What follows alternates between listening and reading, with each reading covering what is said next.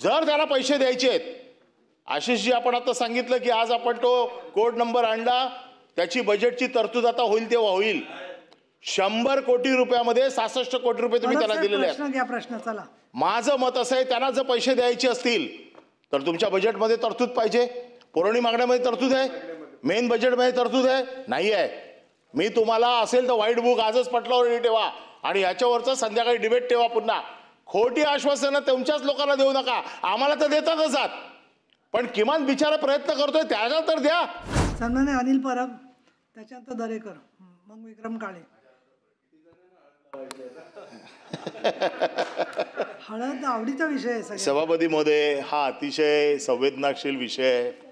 हेमंत पाटील यांचे प्रयत्न मी बघितलेले आहेत आणि मी त्याचा साक्षीदार आहे, कारण त्यांचं जे मंडळाची शेवटची फाईल मी स्वतः माझ्या हाताने घेऊन गेलो होतो की शेवटच्या कॅबिनेटमध्ये ही मंजूर व्हावी आणि ती त्यावेळेला ती मंजूर झाली होती. ते बिचारे प्रयत्न करतायत आणि बाळासाहेबांच्या पाद्यपूजन करणारे हे सगळे त्यांचे शिलेदार इथे बसलेले आहेत आणि इतकं वाईट वाटतंय की ते एकमेकाला सांभाळण्याचा प्रयत्न करतायत, पण त्यांच्या डोक्यावर जे बसलेत, जे फाईल हलू देत नाहीत 8-8 महिने, फाईल गायब होते तिकडनं. ती फाईल कोणी गायब केली ती पण मला माहिती आहे. फक्त मी नोटीस दिली आहे नाही आहे म्हणून मी नाव घेत नाही आहे, पण ती फाईल कोणी देत नाही. का देत नाही? ज्याच्यासाठी 132 देशांनी तुमची नोंद घेतली, जो तुम्ही उठाव केला, ज्या कारणास्तव, तेच कारण परत आलेलं आहे. आणि आता माझा दुसरा प्रश्न माझा असा आहे की मंत्री महोदयांनी सांगितलं की आम्ही त्यांचे पैसे देऊ. मी वित्तमंत्र्यांनी नाही, मी यांचं म्हणतोय. एक आपल्याकडे व्हाईट बुक असतं आणि एक पिंक बुक असतं, माहिती आहे का आपल्याला? असतं ना? नाही, मी मंत्री बांधांना विचारतोय आपल्याला, नाही का सांगतोय, त्यांनी प्रश्न स्पेसिफिक विचारलाय की तुम्ही बजेटमध्ये व्यवस्था केली आहे का? बजेटमध्ये जी व्यवस्था होते ती व्हाईट बुक मध्ये येते. आपण व्हाईट बुक बघितले कधी? माझा साधा प्रश्न आहे, जर त्याला पैसे द्यायचे आहेत, आशिषजी आपण आता सांगितलं की आज आपण तो कोड नंबर आणला, त्याची बजेटची तरतूद आता होईल तेव्हा होईल.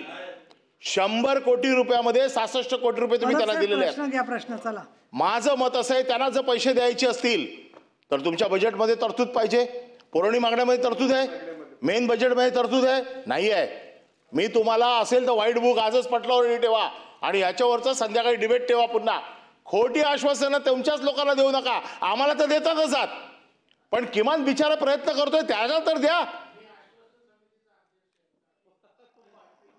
असं आता तुम्ही अजून तिसरेच आहात, अजून हे दुसऱ्याला निपटू शकले नाही आहेत, तर तिसऱ्याला काय निपटणार आहेत?